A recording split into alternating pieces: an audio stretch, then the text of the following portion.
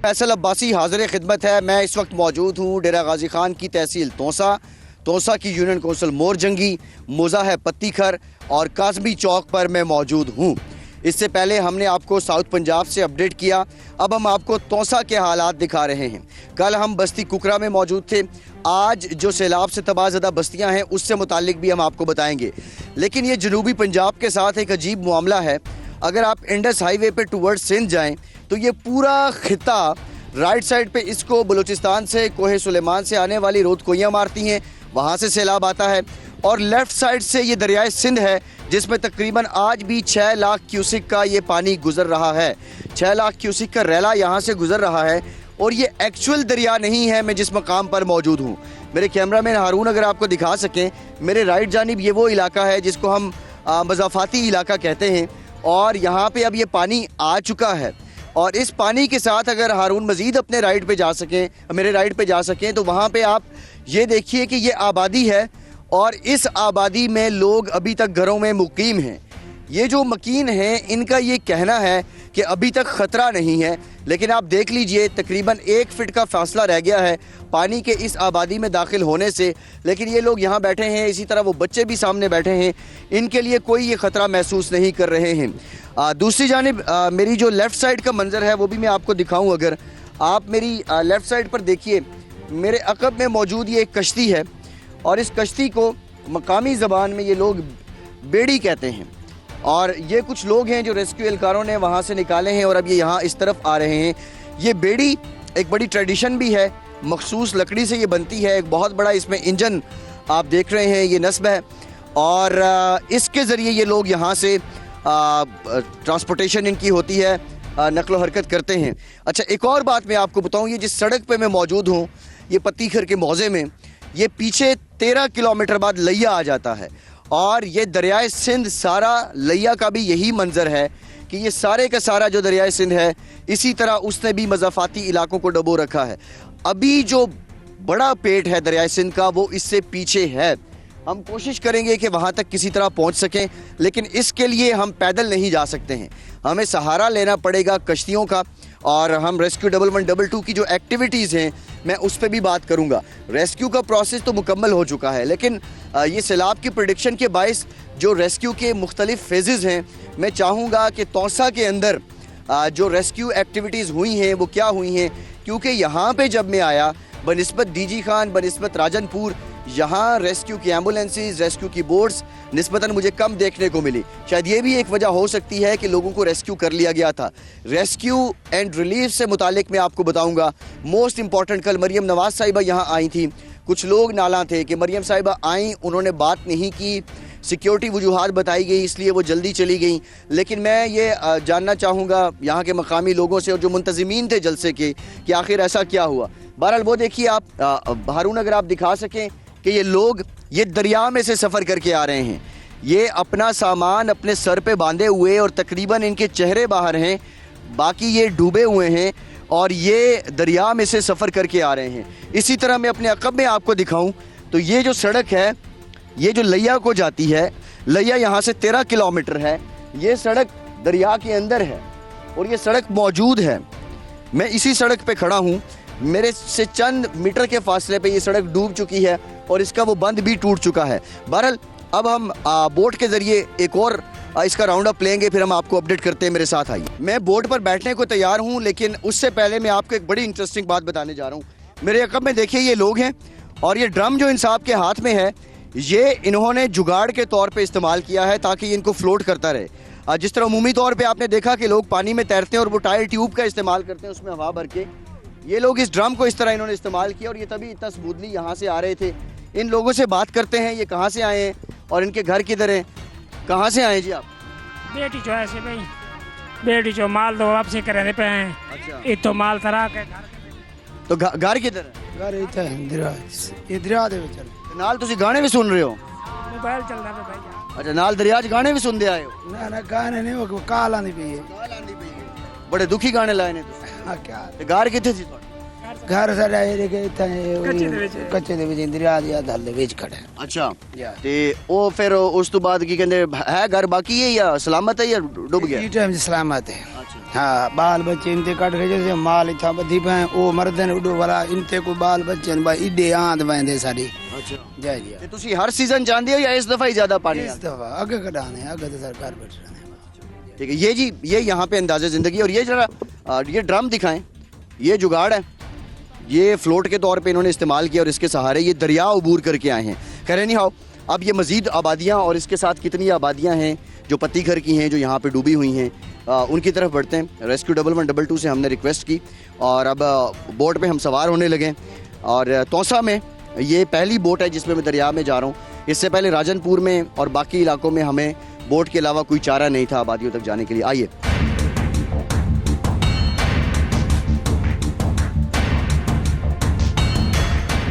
हम बोट पे बैठ चुके हैं और यहाँ से हम एक और मौजे पे जाएंगे और वहाँ भी आबादी मौजूद है ये दरियाए सिंध है जिसमें हम ट्रैवल कर रहे हैं इससे पहले जितना हमने बोट्स के ज़रिए आपको अपडेट किया जो हमारे प्रोग्राम में चला 92 न्यूज़ पे मेरी टीम मेरे साथ जो मौजूद थी हम ऐसी जगहों पर गए बोट्स के ज़रिए कि जहाँ पे प्रैक्टिकली ज़मीनी राब्ता कोई नहीं था लेकिन वो आबादियाँ थी और वो सैलाब ज़दा इलाका था जो रूद कोइयों का पानी था जो कोहे सुलेमान से आया था अब मैं इस वक्त दरियाए सिंध में मौजूद हूँ और ये मैं दरियाए सिंध का मज़ाफ़ाती इलाका है और इस मज़ाफ़ाती इलाके में बहुत सी बस्तियाँ मौजूद हैं यहाँ पे देखा कि कल शाम से बल्कि परसों से ही हम जब यहाँ से मौजूद हैं तो लोग अपने जानवर निकालना शुरू हो गए थे लोगों ने अपने जानवर अपनी फैमिली अपने बच्चे यहाँ से निकाल लिए लेकिन कुछ लोग अभी भी इन मोज़ाजात पर मौजूद हैं मेरे लेफ़्ट साइड पे मोज़ापत्ती घर है और मेरे राइट साइड पे मोज़ा ढाग मेरे राइट साइड पे है और ये दरियाए सिंध में से हम जा रहे हैं और मेरे एडजेसेंट ये बिल्कुल पानी के अंदर सड़क है ये सड़क 13 किलोमीटर लैया तक जाती है यहाँ पे अभी भी रेस्क्यू एक्टिविटीज़ जारी हैं हमारे साथ तौसा तहसील के रेस्क्यू इंचार्ज इंजीनियर इमरान साहब मौजूद हैं इमरान साहब से हम बात करेंगे इमरान साहब ये बताइए कि इस तौसा के अंदर ये सैलाबी माहौल कब से है और ये रेस्क्यू एक्टिविटी का कौन सा मरहला है और कितने मराहिल आप पूरे कर चुके हैं जी अस्सलाम वालेकुम शुक्रिया ये बेसिकली अब तीसरा फेज़ चल रहा है ये फेज़ 1 स्टार्ट हुआ था 24 जुलाई से जो अब अगस्त चल रहा है अब हमारी जो करंट पोजीशन है वो ये है कि जो हमारे फ्लैश फ्लड था फ्लैश फ्लड हमारा ख़त्म हो चुका हुआ है और अब हम चल रहे हैं रिवराइन बेल्ट की तरफ जिस तरफ आप हम जा रहे हैं ये आगे सारा इंडस रिवर है जिस पानी में हम चल रहे हैं नीचे रोड है आपके सामने है और ये सारा रिवर इंडस रिवर का पानी यहाँ पे पहुँचा हुआ है जो अब 1 माह से ज़्यादा हो गया है जब से रेस्क्यू ऑपरेशन यहाँ पे चल रहा है इस 1 माह के अंदर हमने फ़ेज़ 1 फ़ेज़ 2 और ये करंट फ़ेज़ 3 के अंदर टोटल 23,373 बंदा सिर्फ तौसा तहसील में ट्रांसपोर्ट किया है सेफ जगह के ऊपर इसी तरह एनिमल इवैक्यूएशन जो है जो सेफ प्लेसेस के ऊपर इस रिवराइन बेल्ट में से निकाले गए हैं उनकी तादाद कोई 4713 है और यानी 4313 जानवर आपने बचाए हैं उनको ट्रांसपोर्ट किया है अच्छा एक छोटी सी बात बताएं हम लफ्ज़ इस्तेमाल करते हैं रेस्क्यू आप लफ्ज़ इस्तेमाल करते हैं ट्रांसपोर्टेशन क्या टेक्निकली ये दोनों मुख्तलिफ लफ्ज़ हैं बेसिकली आपने मेरी गुफ्तगू में सुना होगा मैं 2 टर्म यूज़ कर रहा हूँ एक ट्रांसपोर्टेशन कर रहा हूँ और दूसरी इवैक्यूएशन कर रहा हूँ इवैक्यूएशन वर्ड हम इस्तेमाल करते हैं रेस्क्यू के लिए कि जो फैमिली अंदर ट्रैप्ड बैठी थी उसको इवैक्यूएट हमने किया है उसको हमने रेस्क्यू किया है उस फिगर को हम इवैक्यूएशन के फिगर में डाल रहे हैं जिसका फिगर हमारे पास करंटली जो पहुँच चुका हुआ है वो 16,499 का है 16,499 का फिगर हम इवैक्यूएट कर चुके हुए हैं और टोटल 23,373 बंदा हम ट्रांसपोर्ट कर चुके हुए हैं इसी रिवराइन बेल्ट में से सही है ठीक है अच्छा फिर दूसरे मरहले में आप जो हैं वो कौन से इलाके थे क्या वो रोदकोइयों वाला पानी था जो सैलाब अभी हफ्ता 10 दिन पहले आया फ़ेज़ 1 एंड फ़ेज़ 2 जो था वो हमारा रोद कोइयों वाला पानी था उसमें सबसे ज़्यादा मुतासर हुए हैं लोग लॉसेस भी बहुत ज़्यादा हुए हैं चाहे वो ह्यूमन लाइफ का लॉस हो एनिमल लाइफ का हो या प्रॉपर्टी लॉस हो इसके अंदर हम इवैक्यूएशन क्योंकि ये उस तरह से स्पीड से आता नहीं है आहिस्ता आहिस्ता पानी राइज होता है और लोगों को जो हम टाइमली इन्फॉर्म भी कर देते हैं और इवैक्यूएशन इंश्योर कर लेते हैं लेकिन आप अभी भी देख रहे होंगे कुछ लोग हैं घर छोड़ना इस पे हम ज़रा बात करते हैं इस पे हम बात करते हैं हम आबादी में जाएंगे और देखेंगे और रेस्क्यू के लोगों का ये कहना है कि लोग अपना घर नहीं छोड़ना चाह रहे होते हैं ये लोग बीच दरिया के फंसे हुए हैं और पीछे ये आबादी है और ये बड़ी इसकी एब्सोल्यूट एग्जाम्पल है कि ये अपना घर यहाँ से नहीं छोड़ना चाह रहे होते हैं ये गालिबन पत्तीखर का मौज़ा है जिसमें अभी तक लोग मौजूद हैं। ये पीछे दरियाई पानी है, ये मज़ाफ़ाती इलाके में आ जाता है और असल दरिया जो है जिससे तकरीबन आज 6 लाख क्यूसिक पानी गुजर रहा है, दरियाए सिंध, वो तोसा के साथ वो अगले मकाम पे है। ये लेफ़्ट साइड पे अगर हारून दिखा सकें तो ये आबादी है और वो लोग अभी भी बिल्कुल दरिया के अंदर चारपाई लगा के एक शख्स बैठा हुआ है और वो बड़ा इस मौसम से महजूज हो रहा है। और ये सड़क है, ये वो सड़क है जो पीछे हमने दरिया के अंदर डूबी हुई आपको दिखाई है। ये 13 किलोमीटर लैया तक जाती है। आप ये देख सकते हैं कि पानी इतना ज़्यादा आ चुका है, लेकिन यहाँ एक इत्मीनान है इस खिते के रहने वाले लोगों में। इनका तर्ज बूदोबाश ऐसा हो चुका है कि अब शायद पानी जब तक सर से ऊपर न चला जाए, और जिस तरह मैंने एक जुगाड़ भी आपको दिखाया कि ड्रम जो है उसको ये फ्लोट के तौर पर इस्तेमाल कर रहे थे, तो इनके पास जुगाड़ भी बहुत से हैं, लेकिन ये रिस्क है। शायद ज़िंदगी के बारे में हमें थोड़ा शऊर होना चाहिए कि जब ख़तरा सामने आ जाए तो फिर हमें एहतियात करनी चाहिए। ये वो सड़क का हिस्सा अब जो पानी से बाहर था, और अब ये देखिए जो मैं आपको दिखाऊं कि ये सड़क का हिस्सा है जो पानी के अंदर है। ये सड़क दरियाए सिंध के अंदर जा चुकी है। अब जो जनूबी पंजाब है उस पे दरियाए सिंध के सैलाब का खतरा मंडला रहा है। इंडस हाईवे के अगर आप टूवर्ड सिंध जाएं तो राइट साइड पे मारती हैं रूत कोइयाँ, कोहे सुलेमान का पानी, लेफ्ट साइड पे ये दरियाए सिंध का पानी। ये मेरे चारों तरफ आप देख सकते हैं ये दरिया ही दरिया है। और इस दरिया में आप ये देखिए कि यहाँ एक रस्सी भी बंधी हुई है और इस रस्सी के जरिए ये लोग झूल कर आते हैं। वो देखिए सड़क का वो हिस्सा मेरे राइट जानिब, अगर मेरे कैमरामैन दिखा सके, वो सड़क का हिस्सा है और उसमें लोग खड़े हैं। ये अभी हमारी जो कश्ती है ये सड़क के ऊपर जा रही है और वो देखिए ये सामने डोरियाँ, ये डोरियाँ बांध के लोग यहाँ से निकलने की कोशिश करते हैं। मैं चाहूँगा कि अगर हम उस आबादी में जा सके किसी तरह और उस आबादी के अंदर का माहौल दिखा सकें कि ये आबादी जो दरियाए सिंध के अंदर मौजूद है, ये दरियाए सिंध के मज़ाफ़ाती इलाके हैं और ये मौज़ा पहाड़ है जो यहाँ पे हम अभी आए हैं। 92 न्यूज़ एक्सक्लूसिवली आपको बता रहा है, हम दरियाए सिंध से आपको रिपोर्ट कर रहे हैं। ये मेरे इर्द गिर्द दरिया, वो आबादी दरिया के अंदर।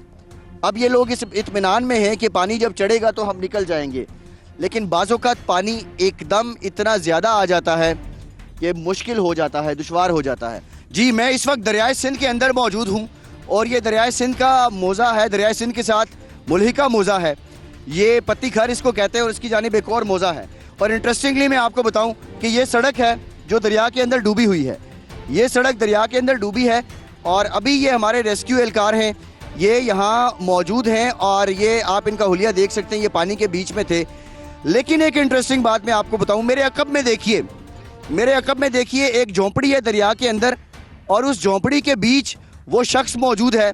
अब हम इसको रेस्क्यू करने जा रहे हैं और यहाँ के लोग बाज़-औक़ात इस आबादी के लोग यहाँ से निकलना भी नहीं चाहते हैं। 6 लाख क्यूसिक का रैला आज दरियाए सिंध से गुजर रहा है। ये शख्स, इसको अब हम रेस्क्यू की बोट पे हम मौजूद हैं, हम इसे रेस्क्यू करेंगे।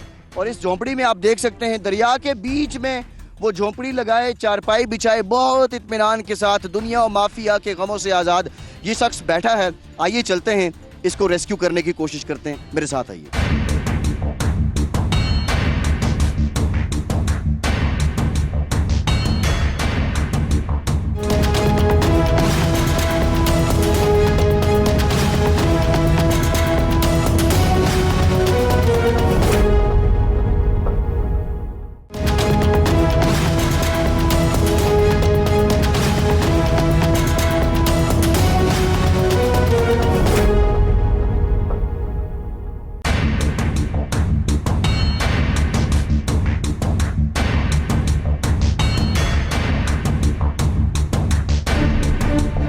हम इसको रेस्क्यू करने जा रहे हैं अभी और हमारी बोट यहाँ पे बंद होगी। ये रीज़न ये है कि ये नीचे जो है, क्योंकि ये पानी दरियाए सिंध आबादी में आ चुका है, तो यहाँ पे बोट अब नीचे लग रही है। बहरहाल ये रेस्क्यू एहलकार अब देखिए कि किस जाँ फिशानी के साथ पानी में उतरे हैं। इनसे भी हम बात कर लेते हैं। आपका नाम क्या है? मोहम्मद अरशद। मोहम्मद अरशद, अब देखिए यहाँ से इसको रेस्क्यू करने की कोशिश कर रहे हैं। अरशद, नीचे कितना गहरा पानी है और अब कितनी देर तक हमारी बोट निकल जाएगी? देखें सर, पानी बहुत कम है, पानी का बहाव इतना नहीं है, मोटर हमारी बंद हो गई है। इसको हम धक्का लगा के दरिया की तरफ लेके जा रहे हैं ताकि बोट चल सके। अच्छा, ये सड़क के ऊपर बोट बंद हुई है जो सड़क लैया वाली बीच में डूबी हुई है। खैर, हम कोशिश करते हैं जी वो जो शख्स गमे दुनिया को गमे रोज़गार में शामिल किए बहुत सुकून से बैठा है, उससे बात करनी है। ये आगे जी 2 रस्सियाँ आई हैं और ये देखिए हम इनको क्रॉस कर रहे हैं।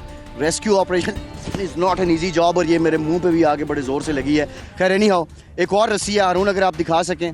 अब इसको भी हमने क्रॉस करना है किसी तरह, और ये बड़ी बड़ी बड़ी बड़ी ज़ोरदार रस्सी है और अब की बार में बच गया। खैर एनी हाउ, वो शख्स वो जिसके पास हम पहुंचने की कोशिश कर रहे हैं, जिसको हम रेस्क्यू करने की कोशिश कर रहे हैं, ये आप देखिए। इसके बाद हम इमरान साहब से जानेंगे कि यहाँ नफ्सियात क्या हैं लोगों की, क्योंकि इस हर खित्ते की अपनी फ़िलासफ़ी है, अपना कल्चर है और अपनी नफ्सियात हैं।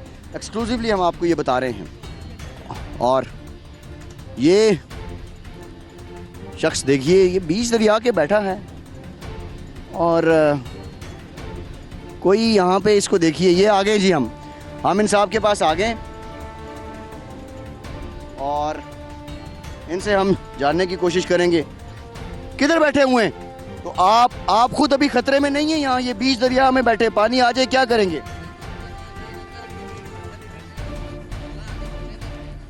इमरान साहब हमारे साथ मौजूद है, रेस्क्यू इंचार्ज हैं। इमरान साहब, ये शख्स ये क्या सेफ बैठा हुआ है? नहीं, ये बिल्कुल अनसेफ है। इस तरह के आपको ढेरों एग्जांपल आगे जाके मिलेंगी। लोग अपनी जगह नहीं छोड़ना चाह रहे। अब उसका मौक़िफ़ जो है वो ये इख्तियार कर रहे हैं वो भाई साहब कि हम जो प्राइवेट ट्रांसपोर्टेशन कर रहे हैं, जो लोग यहाँ पे ट्रैप्ड थे उनको सेफ इस नदी को क्रॉस करा के हम आगे भेज रहे हैं। लेकिन ऐसा नहीं है। 1122 यहाँ पे 4 दिन से मौजूद है। हम मुसलसल इनसे रिक्वेस्ट कर रहे हैं कि बारहा रिक्वेस्ट कर रहे हैं कि आप इवैक्यूएट कर। आप इनको ज़रा पहले भी कह रहे थे, दोबारा इनको मकामी ज़बान में कहें। जी भाईजान, तुसा इत्था महफूज कौन वे, इत्था महफूज कौन वे, तुसा अपनी सेफ जगह तो चले जुलो। बंदे को ट्रांसपोर्ट कराने किते 1122 है पई। अल्लाह पाक दियां रहमतां ढेर होवन, ओदे उते साकू शक कोई नहीं, लेकिन तुसा मेहरबानी करो इत्थों उठी वजो। अच्छा, उसकी आवाज़ हम तक नहीं पहुंच रही। बहरहाल वो रिलक्टेंट है जी। ये साहब यहाँ बैठे हैं बीच दरिया के, और पहले मैंने आपको जुगाड़ बताया, मंजी ठोक के बैठे हुए हैं यहाँ पे। ये जो मुहावरा है वो बिल्कुल सदाकत आता है। इस शख्स को हमने मनाने की कोशिश की, तौसा के रेस्क्यू इंचार्ज इमरान साहब ने भी कोशिश की, बट ही इज़ रिलक्टेंट। ऐसे बहुत से किरदार हैं, ये यहाँ से हिलने को तैयार नहीं है और ये बैठा है और ये कह रहा है मैं लोगों की खिदमत के लिए बैठा हूँ। क्या कह सकता है कोई। बहरहाल किसी और मकाम से हम दरियाए सिंध के साथ जो आबादियाँ हैं, जो दरिया जिनके करीब आ चुका है, उनकी तरफ बढ़ेंगे। एक और मकाम से आपको मिलवाते हैं।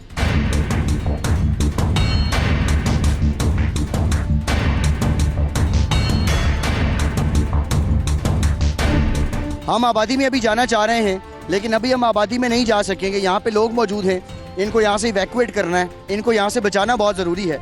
और आबादी आगे हम आपको दिखाएंगे, जो रेतड़ा शहर तबाह हुआ है वहाँ पे हम पहुँचेंगे। लेकिन ये लोग इशारे भी कर रहे हैं, अगर आप देख सकें, कि हमें यहाँ से निकालें, और इनको इस वक्त बचाना लाजमी है। इनको यहाँ से इवैक्यूएट करना बड़ा ज़रूरी है। इनको यहाँ से हम लेके जाएंगे और उसके बाद पीछे वो देखिए वो आबादी है जिसमें हम जाना चाह रहे थे, लेकिन इस वक्त इनको बचाना बहुत ज़रूरी है। तो यहाँ से हम इनको निकाल कर उसके बाद हम चल पड़ेंगे।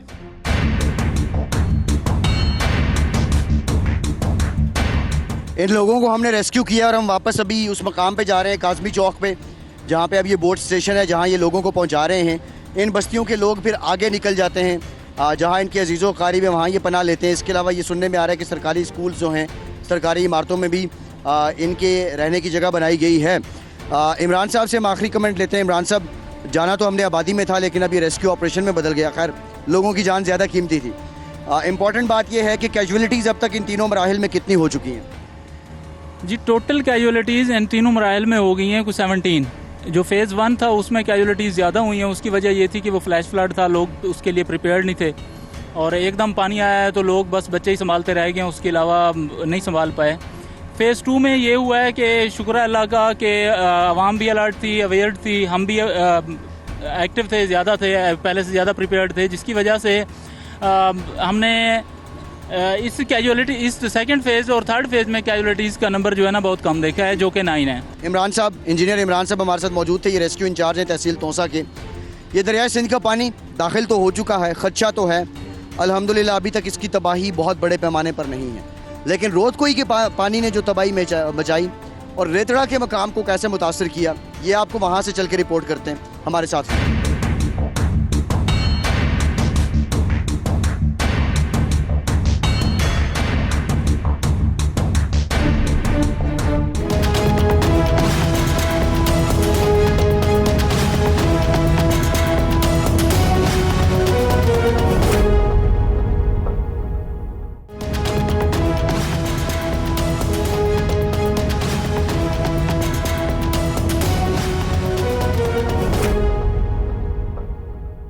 जी, अब मैं मौजूद हूँ टिब्बी कैसरानी के मकाम पे। गुज़श्ता रोज़ मरियम नवाज़ साहिबा भी यहाँ तशरीफ़ लाई थी।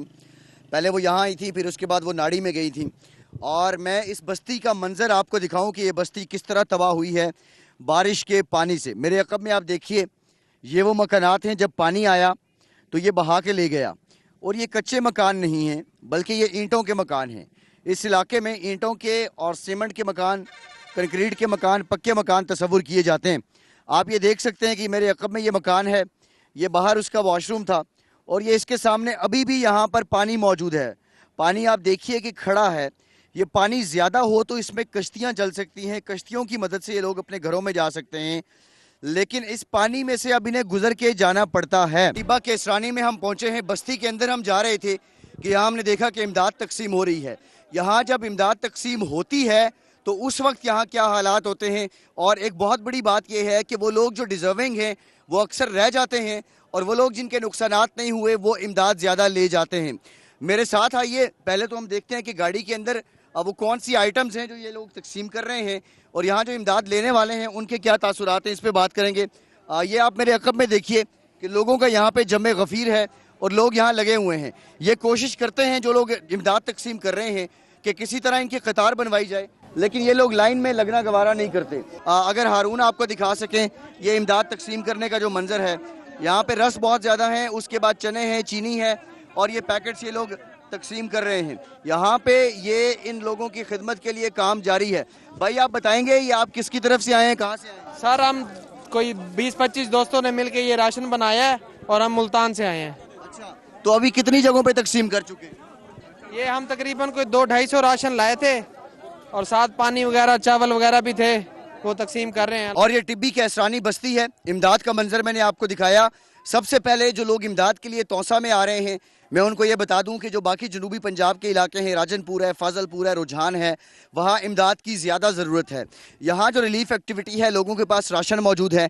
दूसरा एक इस इलाके की खूबसूरती मैंने ये देखी है कि यहाँ जिन लोगों के घर मुतासिर हुए हैं वो किसी अजीज़ व अकारिब के घर में पनाह लिए हुए हैं। ये साहब इस बस्ती के रहने वाले हैं, इनसे पूछते हैं ये पानी कैसे आया, ये तबाही कैसे आई और इसके बाद क्या कोई ज़िला इंतज़ामिया का बंदा, डीसी, एसी, तहसीलदार, पटवारी, कोई सियासतदान यहाँ पहुँचा है, किसी ने एस्टीमेट लगाया है? जी शुक्रिया नुमाइंदा 92। सबसे पहले तो मैं आपका शुक्रिया अदा करूंगा कि यहाँ आप हमारी बैकवर्ड इलाका में तशरीफ़ लाए, आपका बहुत बहुत शुक्रिया। ये 16 दिसंबर को अगस्त को यहाँ सैलाबी रेला आया, बहुत बड़ा सैलाबी लहरा आया। ये जो आप घर देख रहे हैं, ये मेरा घर है, ये आपके सामने मिलिया मेट हो गया। 7 बस्ती है, पूरी की पूरी बस्ती उजड़ गई। इतना बड़ा नुकसान हुआ आप अंदाज़ा भी नहीं कर सकते। जहाँ तक हुक्मरानों का ताल्लुक है, हमारे नुमाइंदगान ने सिर्फ चक्कर देहात तक तो लगाया है। रिलीफ की 1% यहाँ कोई ना बात हुई है, ना उन्होंने कुछ यहाँ दिया है। ये लेटेस्ट ये सूरत हाल है। सही है। आपका क्या नाम है और ये कब तबाह हुआ घर आपका? सही सारे नाम मोहम्मद उमैर अली है। सही इतना असां 3 भिरा रहंदे से, ठीक है। सही ए सारे बहुत सारे नुकसान थे। ए 2 कमरे आन, ठीक है, दुआएं बिल्कुल गिर गए, भी सामान ही पिया बहुत सारा, ठीक है, वो ढह गए। तो बिया उडो सारा एक कमरा जैसे विच इस्तेमाल शुदा कोई तरक्की पर थोड़ा जहा सामान वो भी है, वो भी ढह गए। टाइम यहाँ के लोग ये शिकवा कर रहे हैं कि मरियम नवाज साहिबा हमें कुछ देकर नहीं की, मरियम नवाज साहिबा ने हमसे कोई बातचीत नहीं की। इस सारे उनकी आमद के जो मुंतज़मीन थे, उनमें से एक जो सीनियर वाइस प्रेसिडेंट हैं इस रीजन के और साबिक चेयरमैन हैं यूसी मोर जंगी के, जनाब हफीज़ मीरानी साहब, वो हमारे साथ मौजूद हैं। हफीज़ मीरानी साहब, कल नाड़ी में अनाउंसमेंट हुई स्टेट से कि सिक्योरिटी रीज़न की वजह से वो यहाँ नहीं रह सकती। भाई असल बात यह है कि सिक्योरिटी के हवाले से कुछ जो सिक्योरिटी प्लान मिला वो हमें बड़ी लेट मिला, वो सुबह मिला। और सिक्योरिटी वाले भी खुद मेरे ख्याल में नहीं कि क्योंकि पंजाब गवर्नमेंट थी इसलिए वो कुछ ऐं कर रहे थे, इसलिए सिक्योरिटी का जो प्रॉब्लम था, इसलिए मोहतरमा मरियम नवाज़ साहिबा दोनों जगह पे आई, उन्होंने अपनी हाज़िरी लगाई। और इमदाद के हवाले से इसलिए उसने वहाँ ऐलान नहीं किया कि उसने कहा कि मैं झूठा ऐलान नहीं करती, मैं सच्चे बाप की बेटी हूँ, मैं सच्ची बात करूँगी। आज मैं खुद 2000 पैकेट आए हैं हमारी पार्टी के हवाले से, मैं खुद आज तकसीम करके आया हूँ, उसी जगह पे अभी क्लिप भी साथ चल रहे हैं। जी। अच्छा, एक छोटी सी बात है, यहाँ मैं देख रहा हूँ कि लोकल गवर्नमेंट ना होने की वजह से बहुत ज़्यादा खींचातानी है, लोग बहुत बेहंगम हैं। जब ट्रक आता है, जब कोई आता है वहाँ पे हंगामा पड़ जाता है और असल मुतासरीन रह जाते हैं। जिम्मेदारी आप लोगों की क्या बनती है? लोकल गवर्नमेंट तो नहीं है, लेकिन आपकी लोकल बॉडीज़ का मुझे इत्तेहाद भी नज़र नहीं आ रहा इस आफत में। असल मसला ये है कि यहाँ लोकल बॉडीज़ ख़त्म हो चुकी हैं, लोकल बॉडीज़ के इलेक्शन कराने थे, वो इलेक्शन भी नहीं हुए, पता नहीं ये क्यों डर रहे हैं। मेरे ख्याल में अगर अब भी जो साबिक उम्मीदवार हैं या साबिक काउंसलर हैं, जो साबिक चेयरमैन हैं, अगर उनके थ्रू इमदाद तकसीम की जाए तो हर मुस्तहिक आदमी को मिलेगी। अगर ऐसे करते रहेंगे तो फिर नहीं मिलेगी। बहुत शुक्रिया हाफिज़ मीरानी साहब, ये हमारे साथ मौजूद थे।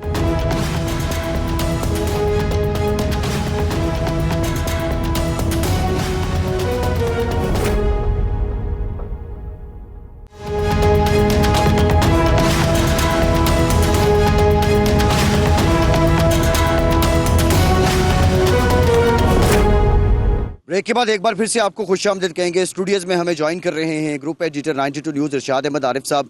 इरशाद साहब, ये आपका इलाका जनूबी पंजाब, हम यहाँ पर मौजूद हैं। आज तौसा में पिछले 3-4 दिनों से हमें सरदार उस्मान बुज़दार साहब तो नज़र नहीं आए। हम मुसलसल मुख्तलिफ बस्तियों में जा रहे हैं। दीगर जो क़यादत है, मरियम नवाज़ साहिबा कल यहाँ पर आई थी, मोहसिन लगारी साहब उनके साथ मौजूद थे, अवैस लगारी साहब, और बाकी लोग भी हमें अवामी नुमाइंदे तो नज़र नहीं आ रहे हैं। रेतरा के इलाके में आज हम गए हैं, टिब्बी केसरानी में हम गए हैं और मैं उस मकाम पर मौजूद हूँ। मेरे अक़ब में मरियम नवाज़ साहिबा यहाँ आईं। इससे पहले जो उनकी आमद के मुंतज़मीन थे और जलसों के मुंतज़मीन थे, उनसे बात हुई। उनका यह कहना है कि पंजाब हुकूमत ने सिक्योरिटी प्लान बहुत लेट दिया और सिक्योरिटी यहाँ पर नहीं हम फराहम कर सके, इसलिए उनको जाना पड़ा। आप क्या समझते हैं? लोग यहाँ शिकवा भी कर रहे हैं, वो आती तो कुछ देकर भी जाती। मरियम नवाज़ साहिबा का यहाँ आ जाना और उन्होंने पहल की बाकी जो सफ़े अव्वल के लीडरान हैं उनके मुकाबले में, इसकी सिग्निफिकेंस क्या है? और उनका बिना बात किए चले जाना, आप क्या समझते हैं कि इससे सियासी तौर पर क्या असर पड़ेगा मुस्लिम लीग नून पर? देखिए, अब ये उन्होंने उनके मुंतज़मीन ने क्या फ़ैसला किया, सिक्योरिटी प्लान क्या था, वो वहाँ गई, अगर इतना लाहौर से एक लंबा सफ़र करके अगर वहाँ गई हैं तो उन्हें ज़ाहिर बात है वहाँ रुकना भी चाहिए था। इतना टाइम तो देना चाहिए था कि वहाँ जो 150-500 लोग इकट्ठे हैं वो उनकी बात सुनती, फिर ख़ुद अपनी बात करती, उनकी हौसला अफजाई करती, उनके ज़ख्मों पर कम अज़ कम लफ्ज़ों का मरहम रखती। तो अब मालूम नहीं कि क्या वजूहात होंगी, सिक्योरिटी के मसाइल होंगे या कुछ मिसमैनेजमेंट होगी, क्या होगी। लेकिन जो मुझे वहाँ से इतलात मिल रही हैं कि वो ये है कि ख़ासी लोगों को मायूसी हुई बजाय इसके कि वो मुतमईन होते या खुश होते। तो ये तो जवाब मुस्लिम लीग के जो मकामी लीडर हैं या जिन्होंने उनका प्रोग्राम प्लान किया था लाहौर में, उनकी ज़िम्मेदारी है कि वो बताएं अपने हल्का अहबाब को भी, अपने कारकुनों को भी और मीडिया को भी कि क्या वजह हुई कि वो बहुत मुख्तसर मुद्दत के लिए गई और किसी से बात भी नहीं कर पाई। तो ये तो वही कह सकती हैं। लेकिन ये जो जिस नोयत का ये सैलाब है और जिस नोयत की आफत है, इसमें ज़रूरत सबसे ज़्यादा ये है कि दौरे हों ना हों, अव्वल तो दौरे होने चाहिए और बामकसद दौरे होने चाहिए, लेकिन बुनियादी चीज़ ये है कि लोगों के मसाइल हल हों और उसके साथ ही साथ माजी में जो हमसे गलतियाँ हुई हैं उनका इजाला हो। ये सैलाब आते हैं हर साल, क्यों तबाही मचाते हैं, या हर 5-10 साल के बाद इतनी बड़ी तबाही क्यों मचती है हमारे साहब? ये बड़ी इंपॉर्टेंट बात है, ये बड़ी इंपॉर्टेंट बात है। इस रीजन के जो बड़े सरदार हैं, जो सियासी घराने हैं, तकरीबन सभी को मेरी उनसे गुफ्तगू हुई और सबका एक ही मौक़िफ़ है, इत्तफ़ाक़ है कि बड़ी अब नॉर्मल बारिशें हुई हैं। लेकिन इरशाद साहब, एक और बड़ा अहम मामला है। अब ये तौसा में हम मौजूद हैं, यहाँ पे लोगों को रेस्क्यू तो कर लिया गया, कुछ लोगों को वहाँ से इवैक्यूएट किया जा रहा है जो दरियाए सिंध वाली साइड है। प्रोग्राम के पहले हिस्से में हमने दिखाया भी, हम उधर मौजूद थे। अब दूसरा मसला रिलीफ का है। राशन बड़ी कसीर तादाद में यहाँ मौजूद है, यहाँ लोगों की डिमांड अब रिहेबिलिटेशन है, लेकिन लोकल बॉडी ना होने की वजह से और जो साबिक चेयरमैन या काउंसलर या लोकल बॉडी के जो सियासतदान हैं उनका समाजी लिहाज से आपस में इस आफत के दौर में भी इत्तफाक ना होने की वजह से इमदाद उन तक नहीं पहुँच रही जो डिज़र्व कर रहे हैं। आप इस रीजन की सियासत को समझते हैं? क्या पहले भी यहाँ सियासत ऐसे थी कि कोई मुश्किल आती थी तो लोग अपनी सियासत को ही फोकस करते थे, या ये रीत अब जन्म ले चुकी है? नहीं, ये सियासत जहाँ भी होगी उसमें फिर तफरीक भी होगी, उसमें तासुब भी होगा, उसमें ये भी इम्तियाज़ भी होगा। किसी को देंगे, अपनी मर्ज़ी के लोगों को देंगे, और जो मुखालिफिन हैं उनको नहीं देंगे, क्योंकि उसमें भी पॉइंट स्कोरिंग हो रही होती है। कोशिश ये हो रही होती है कि जो रिलीफ प्रोग्राम है उसके ज़रिए भी हम अपने वोट पक्के कर लें। ये तो बिल्कुल होगा। बुनियादी चीज़ ये है कि ये मसला हमेशा के लिए हल करना है या सिर्फ़ इस दफ़ा जो आफत आ गई है, मुसीबत पड़ गई है, उसको गले से उतारना है और आइंदा के लिए मामलात, क्योंकि इस वक्त रिलीफ ज़रूरी है, रिहेबिलिटेशन ज़रूरी है, लेकिन अगर रिहेबिलिटेशन जो है, बहाली है, वो साइंटिफिक बुनियादों पर ना हुई तो फिर ये ख़तरा फिर भी मौजूद रहेगा। मिसाल के तौर पर मैं आपको बताऊं कि 2010 में जब तबाहकुन सैलाब आया था तो उसके बाद पंजाब गवर्नमेंट ने एक जुडिशल ट्रिब्यूनल बनाया था इंक्वायरी के लिए। सैयद मंसूर अली शाह साहब उसके सरबराह थे। उन्होंने कुछ तजावीज़ दी थी, कुछ सिफारिशात की थी ताकि आइंदा अगर फ्लड आए, अगर इतने वसी पैमाने पर बारिशें हों तो दोबारा तबाही ना हो। उसमें जो इम्पॉर्टेंट चीज़ थी वो ये थी कि जो फितरी रास्ते हैं पानी के, पहाड़ों से आने वाले पानी के और दरियाओं के जो रास्ते हैं कुदरती, जहाँ से गुज़र के उन्होंने जाना होता है, जो बेट का इलाका होता है, जो बेल्ट होती है, वहाँ तामीरात नहीं होने चाहिए। होता ये है कि पहले अंग्रेज़ के ज़माने में ये इलाके, बेट के इलाके अक्सर तो खाली रखे जाते थे, लेकिन जहाँ खेती बाड़ी होती थी वहाँ मकान बनाने की इजाज़त नहीं होती थी। लोगों को ये था कि आप खेती बाड़ी कर सकते हैं, रहेंगे दूर उन इलाकों में जहाँ पानी नहीं पहुँच सकता, लेकिन बस्तियाँ बन जाती हैं। फिर बड़ी ज़मींदार, ताकतवर जागीरदार लोग जो हैं अपनी ज़मीनों को बचाने के लिए पुख्ता बंद बांध लेते हैं और वो रास्ता जो होता है कुदरती वो रोक दिया जाता है। जब आप हर शख्स, हर ताकतवर जो है अपने इलाके में अपनी मर्ज़ी का बंद बांधेगा और जो कुदरती रास्ते हैं उनको रोक लेगा, तो जब पानी आएगा तो ज़ाहिर बात है फिर उस बंद से टकराने के बाद वो उन एरियाज़ में फैलेगा जहाँ उसको मौका मिलेगा, जहाँ उसको आसानी होगी पानी को फैलने में, और वो फिर बस्तियाँ जो हैं तबाह होंगी और जो नॉर्मल फ़्लो होता है वो रुक जाएगा और वो शहर या कस्बे जो भी आएंगे वो उनको तबाह करता चला जाएगा। ये रोकथाम की कोशिश नहीं हुई, इसी वजह से जो इलाके पिछली दफ़ा तबाह हुए थे इस दफ़ा फिर वही हुए हैं, थोड़े बहुत फ़र्क के साथ। ये हमने नहीं किया। फिर जो जुडिशल कमीशन की रिपोर्ट थी उसमें कुछ लोगों को, एक सेक्रेटरी इरिगेशन थे, कुछ चीफ इंजीनियर थे, उनको सज़ा कहा गया था कि इनके ख़िलाफ़ क्रिमिनल इंक्वायरी होनी चाहिए, इनको सज़ा मिलनी चाहिए कि इनकी कोताही की वजह से हुआ। लेकिन बाद में हमने देखा कि वो लोग प्रमोट हो गए और ये भी नहीं हुआ। कच्चे के इलाकों की जो अफादियत है वो अपनी जगह पे है, लेकिन कच्चे के इलाकों को इस्तेमाल किस तरह से करना है वो किसी ने नहीं किया। तो इसलिए बहाली अगर साइंटिफिक बुनियादों पर नहीं हुई और फिर उन्हीं इलाकों में बहाली का काम शुरू हो गया, वहाँ ही मकानात बना दिए गए, वही बेढंगी जो मनसूबाबंदी है वही चलती रही, तो ये तो हम बार बार इन सानहात से जो है हमें गुज़रना पड़ेगा और नुकसान उठाना पड़ेगा। फिर जो बहाली का मामला है इसमें भी कोशिश ये की जाए, मेरी तजवीज़ ये होगी कि सरकारी महकमों को कम से कम इन्वॉल्व किया जाए। ये बाएतमाद इदारे जो प्राइवेट हैं उनकी खिदमत हासिल की, जिस तरह अख़ुवत है, अल-खिदमत फाउंडेशन है, अल-मुस्तफ़ा फाउंडेशन है, इस तरह के कई और इदारे हैं, उनकी खिदमत हासिल की जाएँ कि वो ये काम करें एक खिदमत खल्क़ के जज्बे के साथ, खुदा तरसी के जज्बे से, अल्लाह के खौफ के साथ, क्योंकि सरकारी महकमे जो होते हैं उसमें फिर वो कमीशन और उसमें जो नाकिस माल की सप्लाई और सारे काम होते हैं, और पैसा खाया ज़्यादा जाता है, लगाया कम जाता है। तो मेरा ख़्याल है रिहेबिलिटेशन में गवर्नमेंट को अब जी कड़ा करके ये फ़ैसला कर लेना चाहिए कि जो लोग खौफ खुदा के तहत खिदमत खल्क़ के जज्बे से अवाम की अज़ ख़ुद खिदमत कर रहे हैं, अवाम के एहतियात से कर रहे हैं, बहाली के काम में भी उनको मुलव्वस और उनको शरीक किया जाए। अच्छा इरशाद साहब, ये बड़ी इंपॉर्टेंट बात आपने बहाली की है। अगर मैं ये जो जनूबी पंजाब का रीजन है इस सारे की बात करूं, तौसा वो तहसील है जहां पे अब बहाली के मरहले का आगाज़ हो जाना चाहिए, क्योंकि यहाँ लोग रेस्क्यू भी हो चुके हैं, लोगों के पास राशन भी बड़ी मिकदार में है। बाकी जो फाजिलपुर है, राजनपुर है, वो सबसे ज़्यादा मुतासर है। वहाँ पे अभी रिलीफ़ का अमल उसकी ज़रूरत है, और इसी तरह रुझान के भी कुछ इलाके हैं जहाँ रिलीफ़ की ज़रूरत है। लेकिन ये तोसा और रुझान में बड़े पैमाने पे अब बहाली की ज़रूरत है।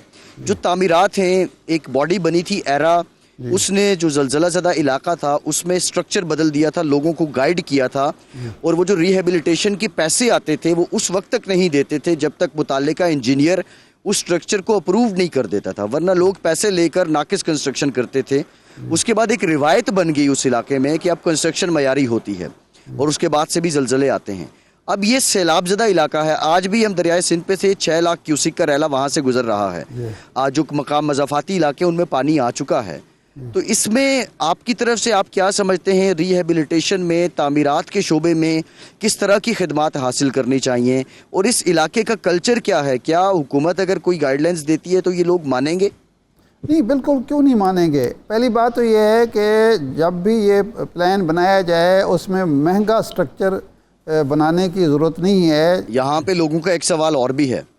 यहाँ के अवामी नुमाइंदे तोसा के, मतलब जो इलेक्टेड लोग थे, उनके बाकी जो वर्कर्स हैं, भाई हैं, ख़ानदान है, कबीले हैं, वो तो काम कर रहे हैं। एक बहुत बड़ा सवाल है, सरदार उस्मान बुज़दार यहाँ पे नज़र नहीं आ रहे हैं, और जब हम उनके हलके के लोगों से बात करते हैं वो किसी हद तक जाकर इमरान खान पे तो तनकीद कर लेते हैं, लेकिन उस्मान बुज़दार पे वो तनकीद नहीं करते। उस्मान बुज़दार साहब का इस आफत के माहौल में हलके में मौजूद ना होना क्या उनके लिए सियासी एतबार से नुकसानदेह होगा, या आप समझते हैं कि बुज़दार साहब लोगों की उम्मीदों पे पूरा नहीं उतर सके कि अब वो हलके में लोगों को मुंह नहीं दिखा रहे? अब ऐसा, मैं तो लाहौर में बैठा हुआ है, अगर लोग अब भी उनके ख़िलाफ़ बात सुनने के लिए तैयार नहीं है तो फिर उस्मान बुज़दार साहब काबिल दाद हैं। इसका मतलब ये है कि उनके भाई, उनके रिश्तेदार, उनके कारकुन जो हैं वो इस इलाके में मौजूद हैं, काम कर रहे हैं और लोगों की तवक्कुआत पर पूरा उतर रहे हैं। तो इसलिए इससे ज़्यादा मेरा ख़्याल है कहना मुनासिब नहीं होगा। लेकिन जिस बात की तरफ हम जो बात मैं पहले कर रहा था कि जो मकानात बनाए जाएँ उसमें मवेशियों के, क्योंकि हर शख्स यहाँ कोई ना कोई भेड़, बकरी, गाय, भैंस रखता है और वो उनकी आमदनी का ज़रिया भी होती है, तो इसलिए उसको भी रखा जाए। अच्छा, एक बात मैं इम्पॉर्टेंट कहना चाहता हूँ जो हमारा मीडिया नज़रअंदाज कर रहा है कि इस इलाके में, यानी तौसा हो या जामपुर हो या राजनपुर हो या रुझान हो, इस इलाके में सिर्फ इंसानों को इमदाद की ज़रूरत नहीं है, रिलीफ़ की ज़रूरत नहीं है, वहाँ जानवरों के लिए भी चारे की ज़रूरत है, वो खल बनोला की ज़रूरत है, बाकी जो जानवरों की ज़रूरतें हैं वो पूरी करनी भी ज़रूरी हैं। तो जो रिलीफ़ काम चल रहा है, जो इदारे काम कर रहे हैं, वो इस चीज़ को भी मद्देनज़र रखें कि उन जानवरों की खुराक का भी हमें ख्याल रखना है। और दूसरी चीज़ जो है, ज़ाहिर बात है, पानी है हर तरफ, तो वहाँ गैस तो है नहीं, तो वहाँ जो मिट्टी के तेल के चूल्हे भी लोगों की ज़रूरत हैं ताकि वो खाना वाना पका सकें। बिल्कुल ठीक, बहुत शुक्रिया इरशाद साहब आपका। हम यहाँ से आपको ये बता रहे हैं, फील्ड में हम इस वक्त भी मौजूद हैं। ये इरशाद साहब ने भी जिन निकात की निशानदेही की, यहाँ ज़रूरत है, और जो लोग आना चाह रहे हैं, मुखय्यर हज़रात या फाउंडेशंस या फलाही इदारे, वो यहाँ पे पहले होमवर्क करके आएँ। मकामी जो सहाफ़ी हैं, मकामी जो सियासतदान हैं, मकामी उनके जानने वाले हैं, उनसे पूछें। हर इलाके की ज़रूरियात मुख्तलिफ हैं, और जानवरों को वाक़ई लिम्प स्किन की बीमारी ने बहुत लपेट रखा है। 92 न्यूज़ एक्सक्लूसिवली सैलाब ज़दगान के साथ है, हम आपको कवरेज कर रहे हैं। किसी और मकाम से आने वाले प्रोग्राम में आपको अपडेट करेंगे। फैसल अब्बासी को इजाज़त दीजिए।